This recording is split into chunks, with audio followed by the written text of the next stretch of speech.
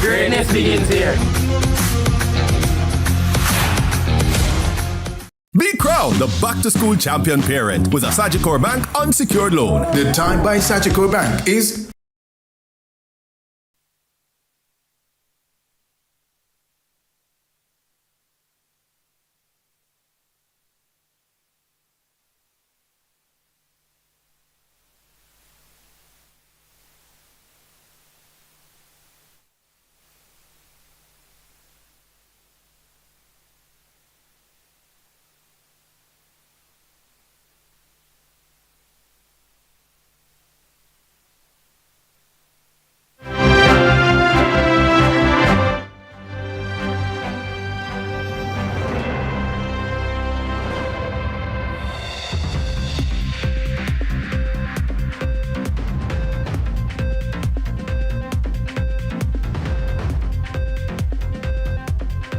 Tonight in CVM News at 7,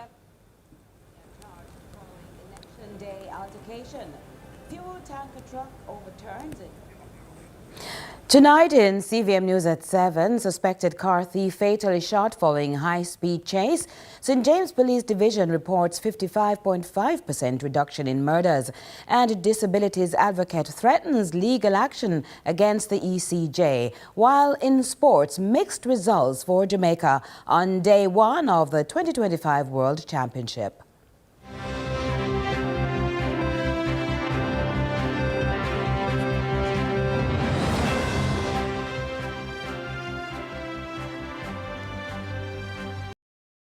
Welcome to our place, where your imagination can blossom into something amazing. Where you can get tertiary level education at a practical level. Where you can be as creative as you dare. Harnessing cutting-edge technology. To create world-class entrepreneurs and critical thinkers. Where even lecturers gain benefits from our experience. Your place is the Vocational Training Development Institute, where tertiary level education and training is empowering and transforming lives. You belong here.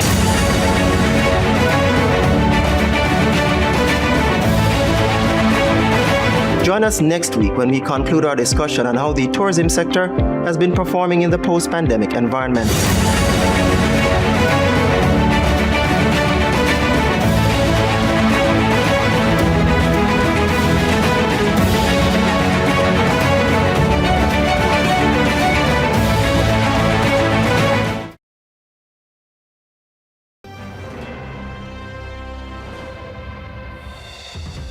Hello from Kingston, Jamaica. This is CVM News at 7 for Saturday, September 13, 2025.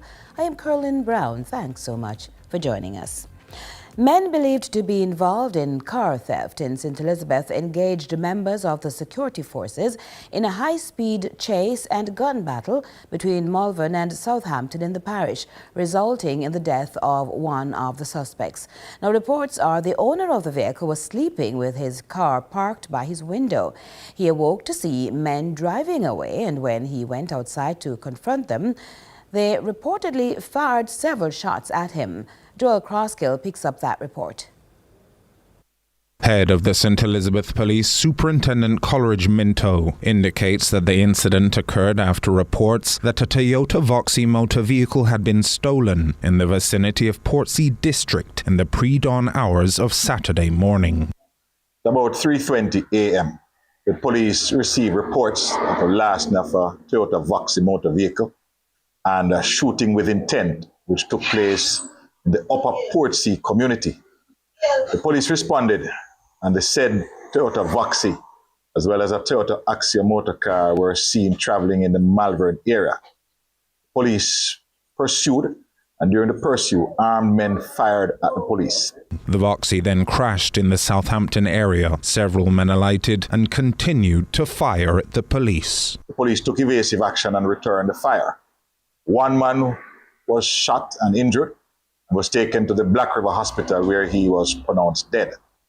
The Toyota Axio motor car also crashed along the Southampton main road. The men escaped from this vehicle. St. Elizabeth has suffered from a spate of vehicle thefts in recent weeks, according to Superintendent Minto. This is a third vehicle that has been reported stolen in the Malvern space over the last several weeks. All 3 vehicles have been recovered.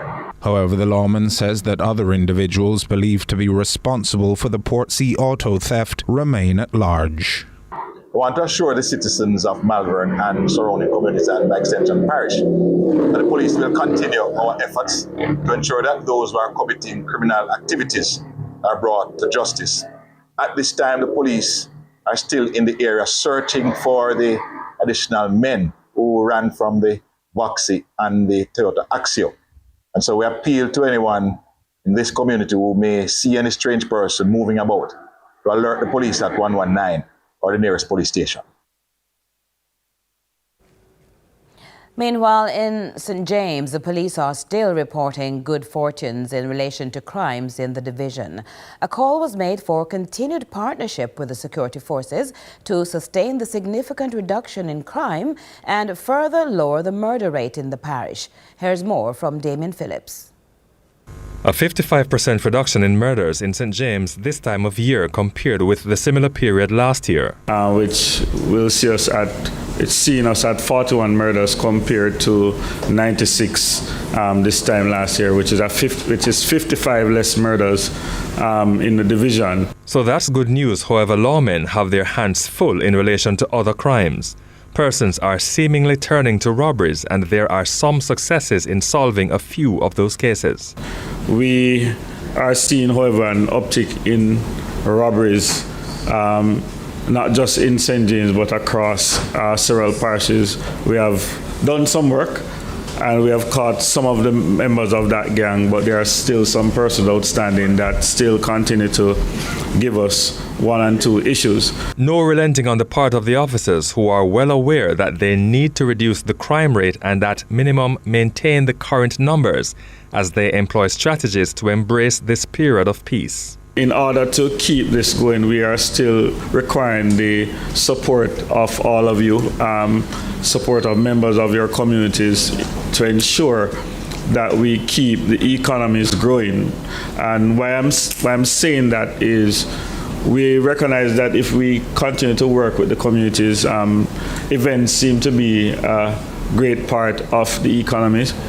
And we want to, as best as possible, work with the communities so that they can have their entertainment and economic activities safely.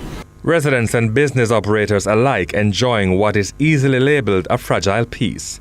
Security forces admitting they are granting more permits to host parties, discouraging lawbreakers from enabling criminal activities. We want to ensure that the structure is there and we are allowing persons, as long as they are upright citizens and the location is safe and all the relevant authorities are in the loop, that we have no issues with ensuring that parties are kept and properly policed over the period. Damon Phillips, CVM News.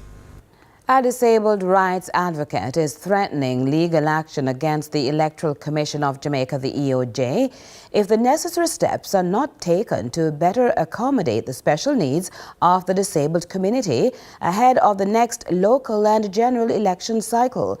Here's more from Joel Crossgill.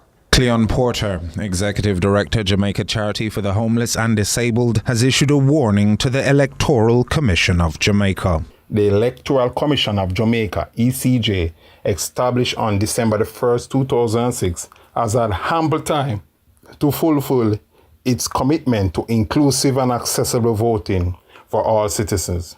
Despite its vision to become a leading world-class election management body and its mission that the vote is universal and secret, significant shortcomings remain in ensuring that persons with disabilities can fully participate in the democratic process. The disabled rights advocate says that it's imperative that the ECJ takes immediate and decisive action to implement accessibility measures before the next election cycle. All ballots must be made accessible to blind persons utilizing Braille or other assistive technologies.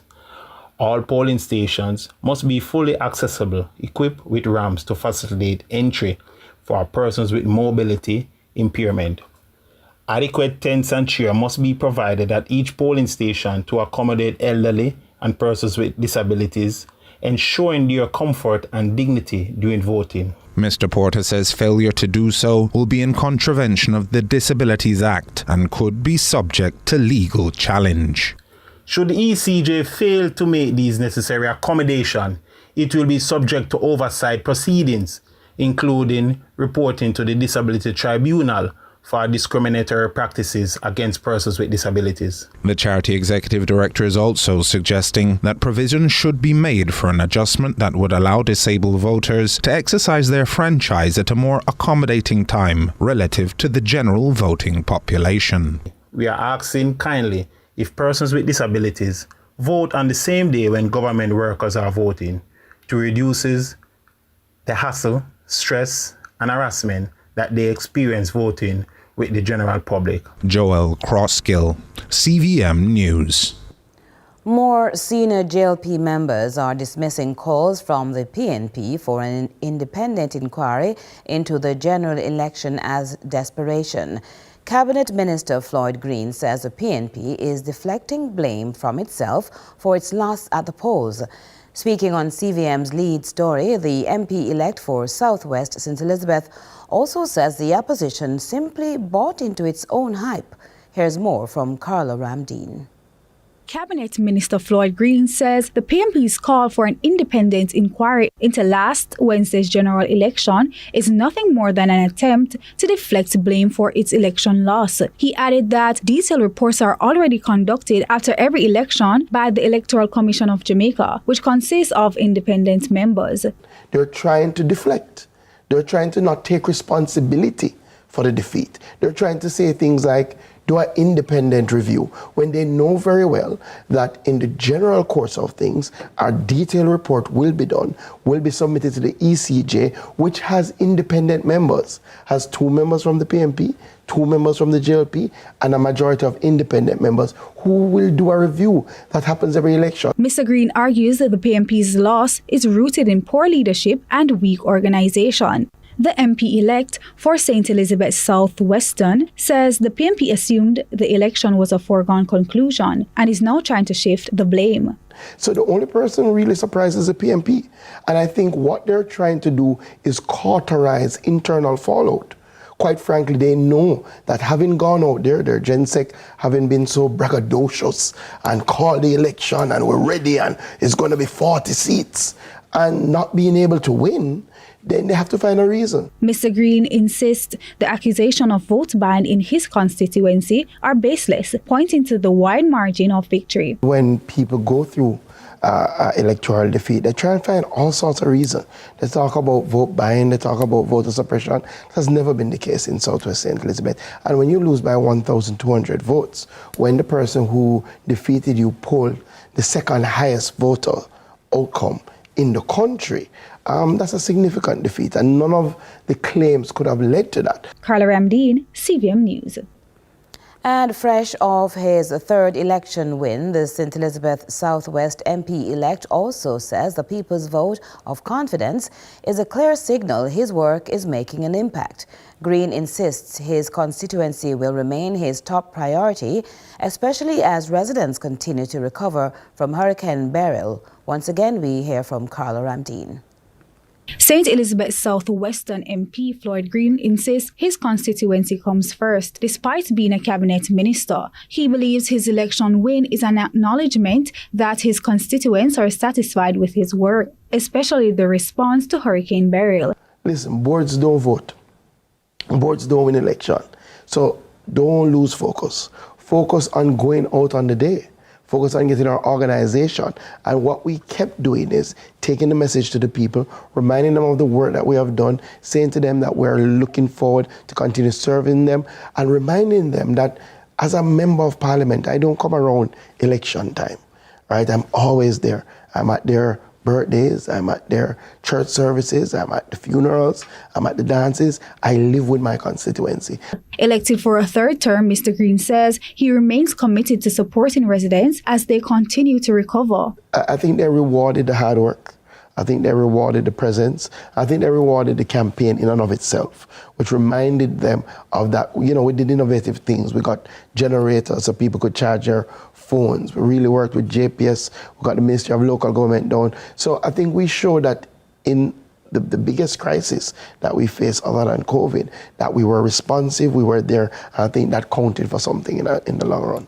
Mr. Green says he will continue to support the growth and development of residents in the constituency. So we did help lead that recovery effort, and I think we did a good job at it. But there's still some people who are reeling. There's still some people who have not fully recovered, and we're going to help those people. Those people will not be left out. We continue to work on that. I think that is important. But I think the constituency showed, I think they rewarded the hard work.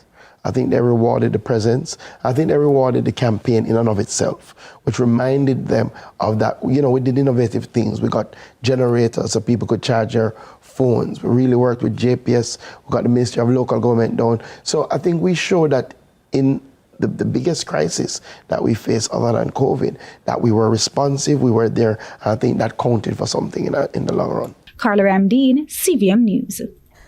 The St. James Municipal Corporation has plans to offer more youngsters in the parish better access to educational grants and scholarships for this academic year through a $19 million allocation for youth development. Here's more, including how to become a beneficiary. Scholarships granted and more scholarships on offer. Between June and August 2025, we allocated $15.5 million in back-to-school support across all 17 divisions, ensuring that our young people, regardless of circumstance, has a fighting chance this academic year.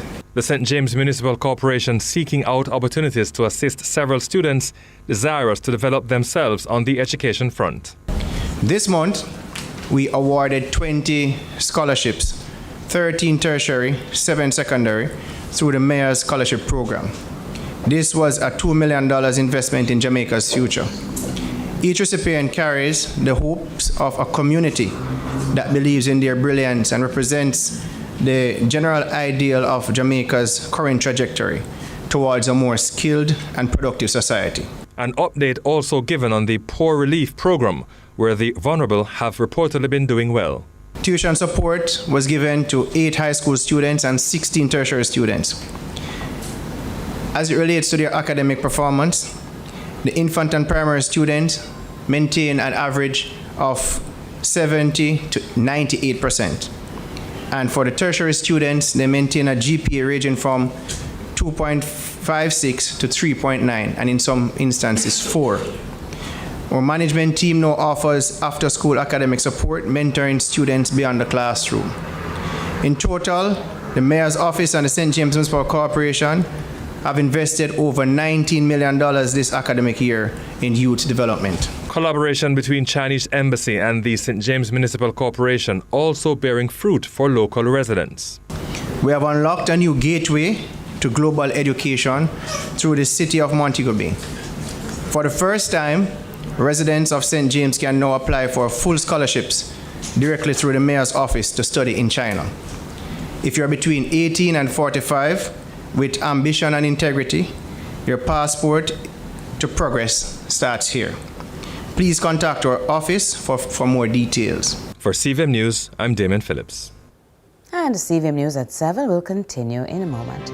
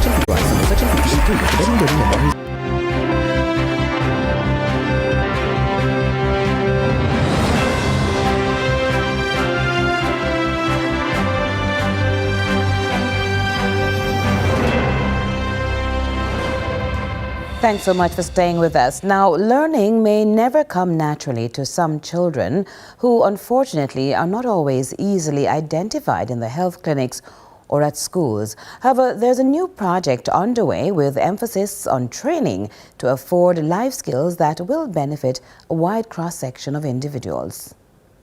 Far from just being on the back, autism as a topic is also not just stuck at awareness either. It's fostering action the world over, a neurodevelopmental condition with several variations that can affect communication and basic interaction. Here in Jamaica, the latest partnership-driven initiative, Training the Trainers, is geared towards capacity building. Steering the project now in its second phase is the Sandals Foundation, whose executive director is Heidi Clark. CVM News caught up with her alongside the caregivers in a session with the experts on the grounds of the St. Anne's Bay Hospital, another partner. We were introduced to the program by the Bob and Rita Marley Foundation and the Color of Autism. So we have all the experts here at the table.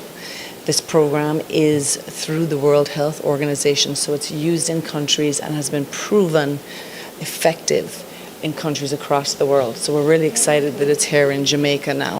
To have more individuals certified over time and equipped to assist others to effectively deal with children on the spectrum is a win-win. It's a 3-year program. They're going to be able to go back out into the communities and train other people. So it kind of spreads the effect, getting it into every corner in Jamaica, so that we're able to help identify these children and help their parents, teachers, and caregivers be able to understand how to deal with them and give them the tools so that they can learn better and they can function better in their daily lives. And a lot of the times in our schools, in our health clinics, at the local level in communities, we're not identifying these children so that we're not able to give them the tools, their parents the tools, for them to learn and to cope.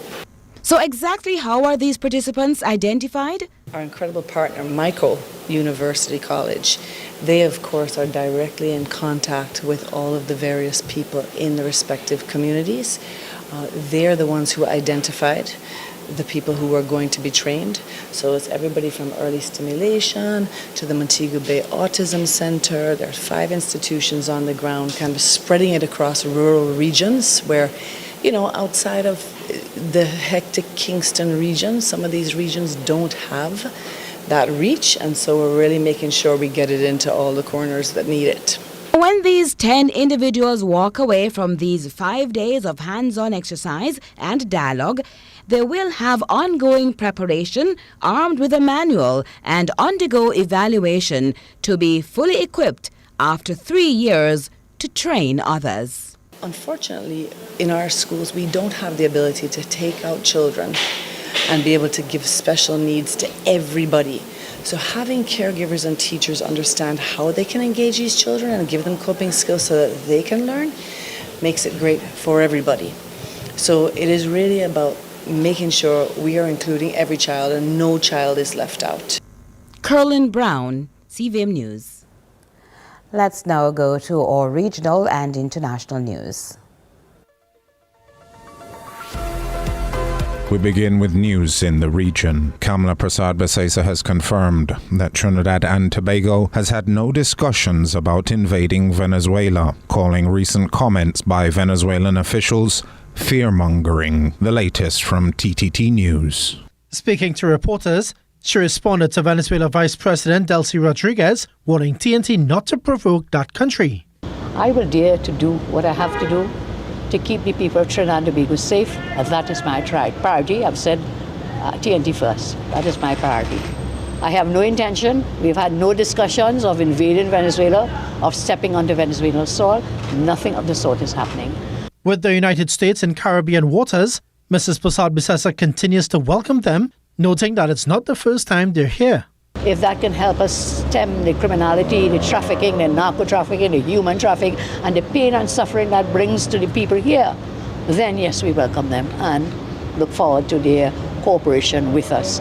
However, she insisted that Trinidad and Tobago will do what is necessary if its neighbor Guyana is in trouble. A lot of this fear-mongering, there have been no discussions with the U.S. or anyone else. However, I repeat, should Venezuela invade Guyana, Trinidad and Tobago will definitely step forward in defense of our cousins or brothers and sisters in the CARICOM. The Prime Minister pointed out that CARICOM's response has been slowed by recent elections in member states, but insisted unity remains the goal.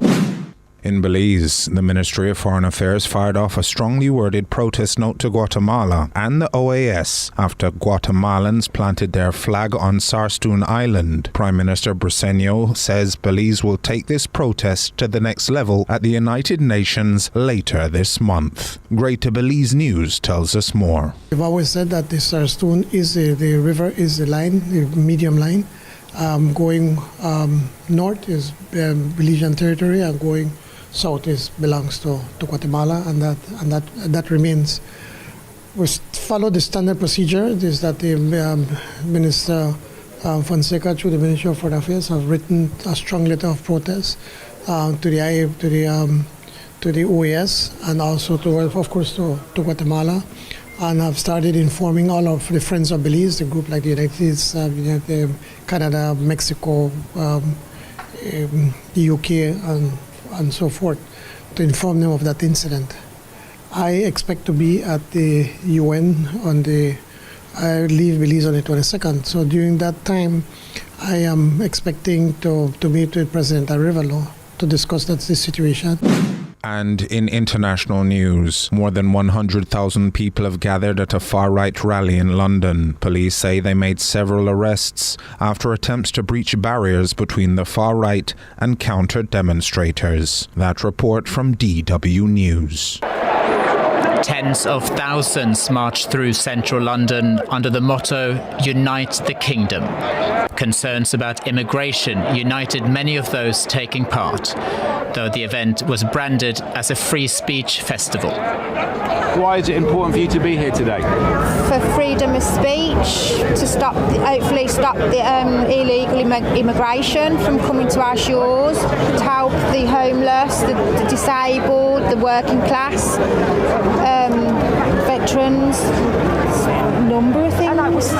Others expressed frustration over a recent row over the use of national flags, including England's red and white St. George's Cross. Critics say it has become synonymous with far-right ideology. Every country is allowed to fly their flag. Every country. So are we. So if this is good enough for our king, outside Buckingham Palace is good enough for my ass. The protest was organised by Tommy Robinson, seen by his supporters as an anti-establishment free speech defender. Detractors describe him as a far-right agitator whose rhetoric often targets minority communities and stokes division. And that's it for regional and international news.